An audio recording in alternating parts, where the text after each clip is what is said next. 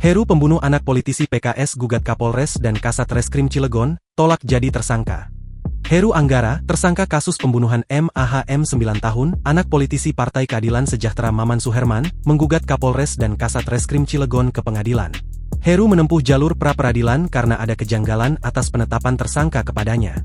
Terkait hal ini, Kasat Reskrim Polres Cilegon, AKP Yoga Tama, menyatakan akan menghormati upaya gugatan yang dilakukan oleh tersangka.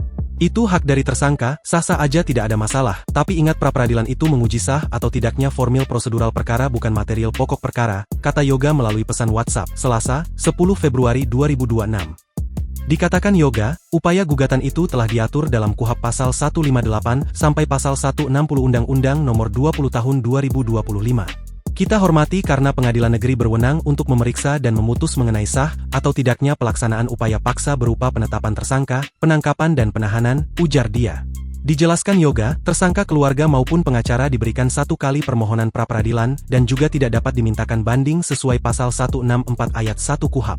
Untuk itu lanjut Yoga, Polres Cilegon akan menjalani proses persidangan yang saat ini sudah pada tahap replik atau tanggapan jawaban oleh pihak penggugat. Hari ini sidang lanjutan dengan agenda replik, kata Yoga. Sebelumnya, pengacara Heru Anggara, Sahat Butar-Butar menjelaskan, gugatan pra-peradilan ditempuh untuk menguji sah atau tidaknya penetapan tersangka kliennya.